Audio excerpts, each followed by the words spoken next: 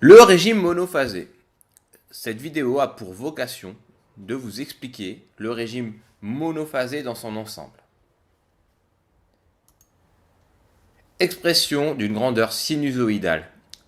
La tension U est une tension qui s'écrit sous la forme sinusoïdale. C'est une tension sinusoïdale avec U égale, donc c'est U instantané, c'est dans le temps, est égal à U max fois sinus oméga t plus phi.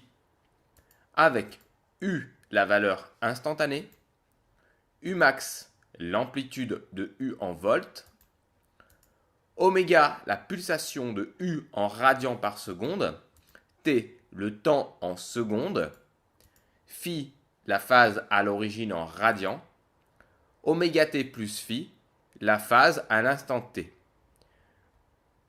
Je vais jouer avec Umax pour vous montrer l'amplitude de cette valeur. Ensuite, phi, on voit bien que la courbe se décale. Oméga, hop, on augmente la pulsation.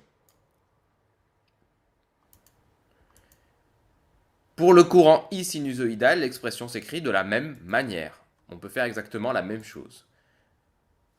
L'amplitude d'une grandeur sinusoïdale est la valeur maximale de U que l'on note Umax. L'amplitude s'exprime en volts V.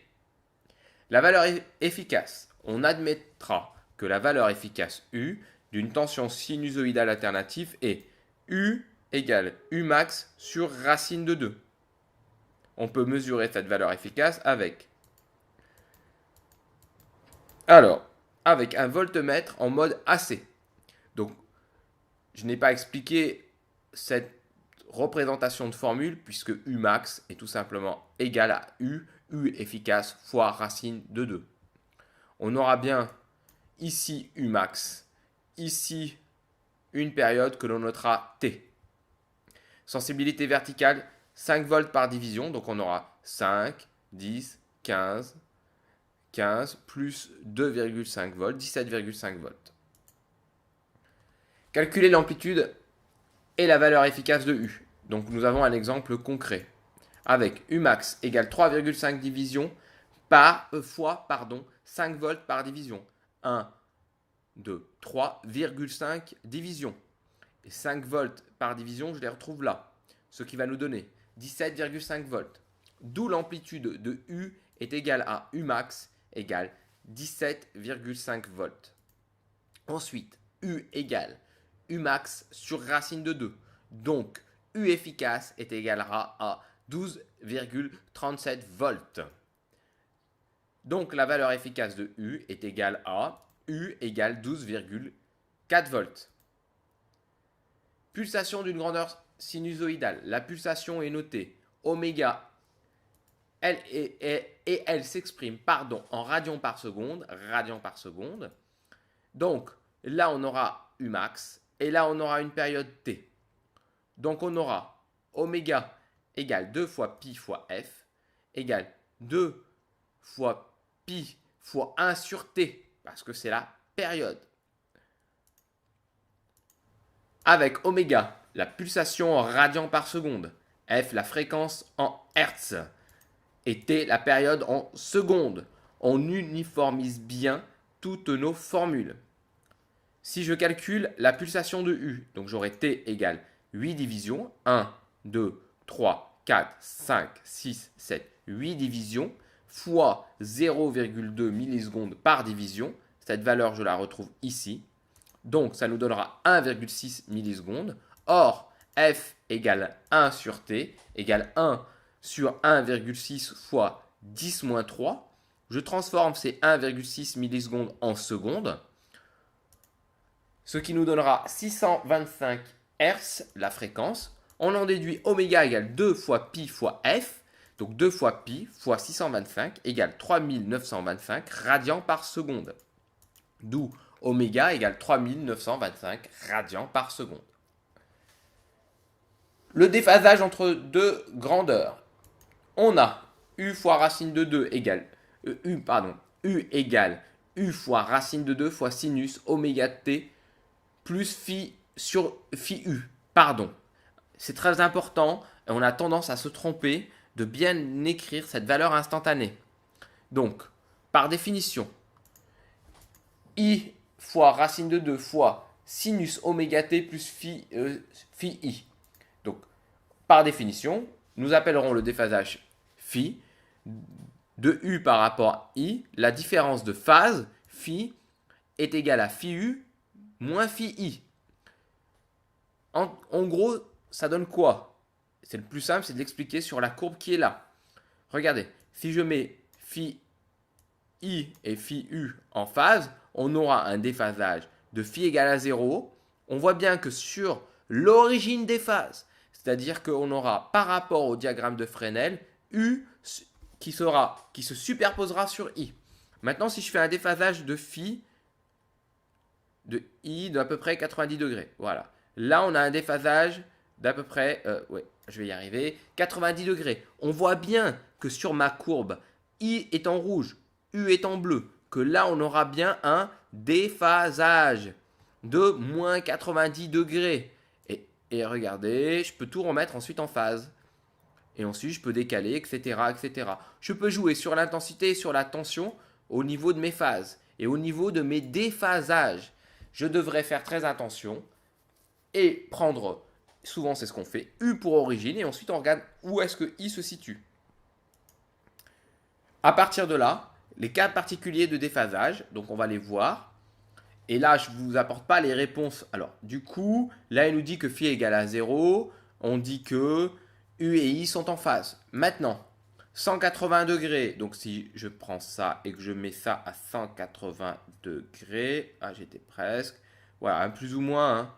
Voilà, c'est pas facile avec ma souris. On dit que phi égale 180 degrés et surtout que U et I sont en opposition de phase. Cette partie est très importante à comprendre.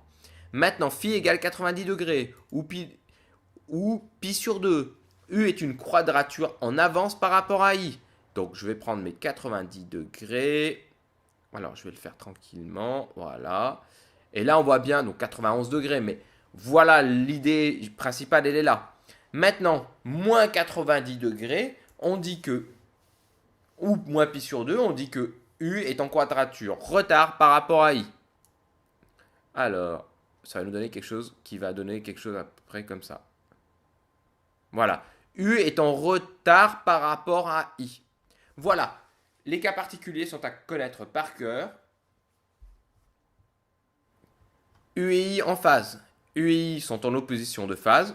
U est en quadrature avance par rapport à I. U est en quadrature retard par rapport à I. À partir de là, si je regarde les exercices que nous avons là, on a U égale U fois racine de 2, sinus oméga t plus phi U, et I fois racine de 2 fois sinus oméga t plus phi I. Ces formules sont à connaître par cœur. Phi I, or, si on prend I comme origine des phases, phi I est égal à 0, or phi égale phi U moins phi I. Donc on aura phi U moins, d'où voilà, égale moins 0. D'où phi U égale phi.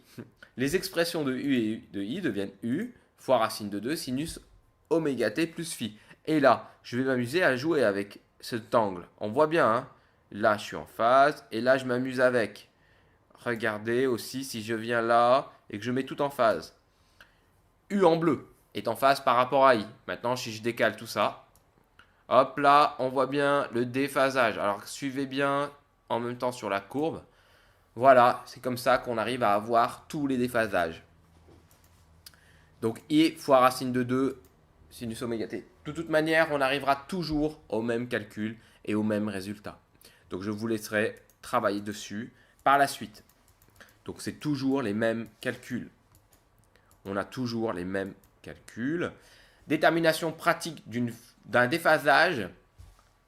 Dans la plupart des cas, on prend I comme origine des phases. Là, nous avons un exemple concret. On a phi égale t fois 360. Alors, petit t fois 360 sur grand T. Grand T, c'est la période. D'accord? Là, on est sur une base de temps. Là, une petite faute d'orthographe, c'est pas très grave. 2 millisecondes par division. Donc on aura phi égale t fois 2pi sur t. Pourquoi ce 2pi? Parce que 360 degrés correspond à la rotation d'un cercle. Et 2pi, c'est en radians. Et 360 degrés, c'est en degrés. Avec phi en radians. Donc on note pour notre exemple 1,4 fois 360. OK. Donc divisé par 15. Donc U est en avance par rapport à I.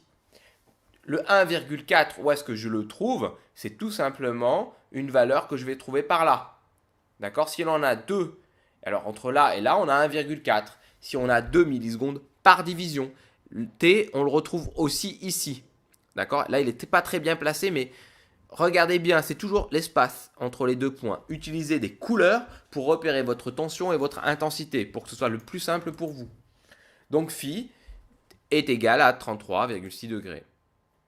Pour notre exemple, phi, alors, on refait les mêmes calculs, 2,6. Donc là, on a un autre exemple avec t égale 2,6. Alors, faites attention, hein, la flèche, il vaut mieux la prendre entre là et là. Hein. 2 millisecondes par division, je vérifie bien mon échelle. Donc, ça nous donne 62,4. U est en retard par rapport à I. U est en retard par rapport à I. Alors, pour savoir qui est en avance, qui est en retard, on regarde ici les maximums. Et on regarde qui est-ce qui arrive en premier par rapport à nos maximums. Donc, phi est égal à moins 62,4. Donc, U est en retard. Ensuite, je vais passer rapidement sur la partie 2, représentation d'une grandeur sinusoïdale, les valeurs instantanées. Quand je parle de valeurs instantanées, c'est à un instant t. Là, nous avons une résistance, un condensateur. On a bien fléché nos tensions, nos intensités. U, U1, U2 sont nos tensions, I est mon intensité. On a U5 égale 5 volts, F égale 1000 Hz, R égale 1 kΩ, R c'est la résistance, et C c'est 0,2 microfarad, que je transformerai ça en farad, donc 0,2 10-6 farad, c'est la valeur du condensateur.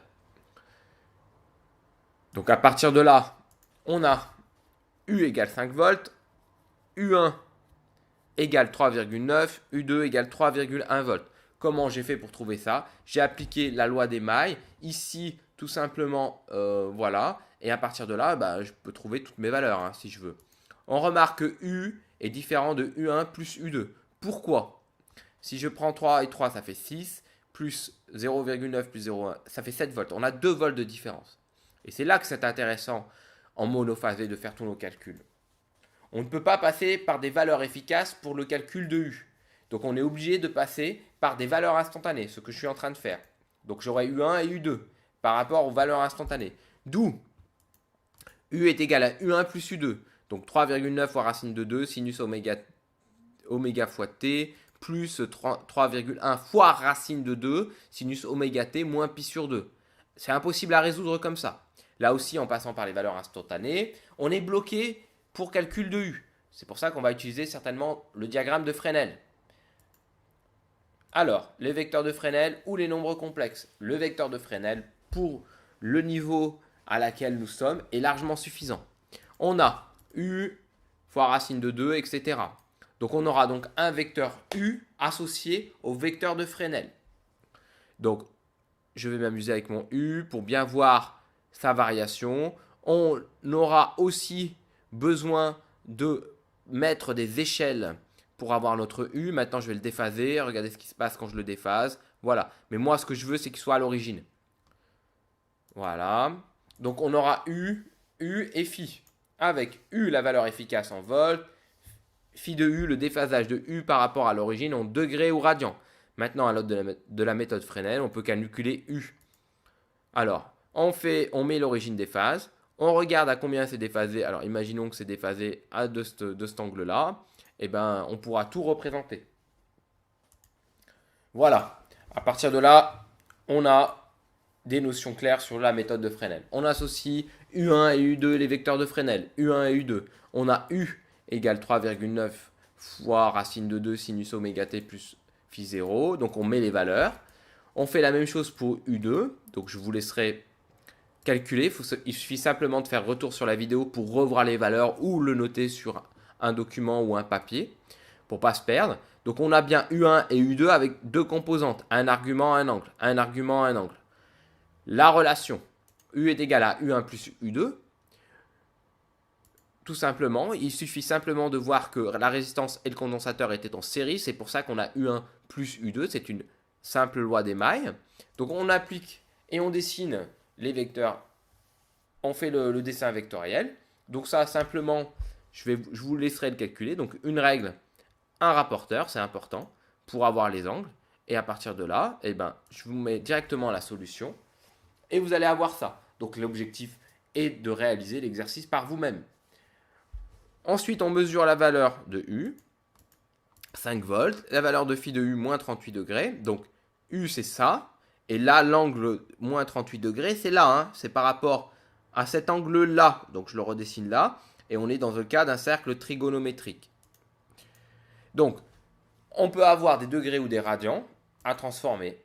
Ensuite, on en détermine la valeur instantanée de U, U total. Donc là, cette valeur correspond à celle-là. Et cette valeur correspond à celle-là. Là, nous avons une valeur efficace et non une valeur maximale. Là, 5 fois racine de 2 spécifie que nous avons une valeur maximale. Donc, les nombres complexes. Alors, là, je passe rapidement puisque ce n'est pas dans votre programme. Donc, tout simplement, les nombres complexes permettront par la suite de simplifier nos calculs, d'augmenter la vitesse et la rapidité de nos calculs. Je vous laisserai cette page. Il suffira de faire pause, de prendre des notes concernant ce document. Voilà, je vous laisserai l'animation si vous voulez. Mais regardez, hop, plus je augmente. Alors, si je me mets sur l'origine, voilà, là j'aurai l'argument et puis là, la valeur en angle, l'imaginaire. Ok, donc là on a tout simplement 6,2 volts. Et voilà, par rapport à nos calculs antérieurs, eh ben, ce sera très simple de placer toutes nos valeurs. Voilà. Donc je passerai rapidement puisque ça ne nous concerne pas, ça ne concerne pas notre niveau d'études. Pour ceux qui sont plus intéressés, je ferai des calculs avec, ou plutôt des vidéos, des capsules vidéo avec un niveau supérieur. Ceci, nous le verrons plus ou nous le voyons plus en BTS, aujourd'hui avec une formation de bac pro, voire en seconde générale, première générale, etc. Donc on associe toujours les valeurs. Voilà, je vais assez rapidement puisque ça ne me concerne pas. Pour ceux qui seront intéressés, vous pourrez faire pause et suivre le raisonnement logique des valeurs complexes. Voilà, les représentations ne sont que des outils de travail, U vecteur ou U avec les nombres complexes pour permettre de trouver des valeurs instantanées. Ça, vous devez le savoir par cœur, U instantané est égal à U efficace fois racine de 2 fois sinus oméga t fois le temps, plus phi sur U. Et on fait la même chose avec le courant. Voilà. Alors, je vais maintenant aller plus loin dans mes notions, donc les notions de complexe. Donc, la notion de complexe. Alors, je vais faire pour cette capsule vidéo que la notion d'impédance complexe par rapport à la notion théorique. Et dans d'autres capsules vidéo, nous verrons la suite. Donc, on a U égale U fois racine de 2 fois sinus oméga t plus phi sur U. Et la même chose pour I. Donc ça, maintenant, vous devez savoir le faire à l'issue du visionnage de cette capsule. L'impédance d'un dipôle est définie par son module Z. Et Z, ça peut être R, L, C. R, L, C. On peut avoir un mix d'une résistance, d'une impédance ou d'un condensateur. Et son déphasage, c'est phi Z par rapport à l'origine des phases, avec Z égale U sur I. Donc, on applique la loi d'Ohm. U égale Z fois I. Donc, Z égale U sur I. D'où phi de Z égale phi U moins phi I. C'est toujours la même chose. Donc, Z et phi Z caractérisent l'impédance complexe Z. Donc, on aura Z, voilà, son module, et phi de Z, son angle. La loi d'Ohm en complexe devient, tout simplement, c'est toujours la même chose, U fois ZI. Voilà pour cette capsule vidéo et à très bientôt pour une prochaine capsule.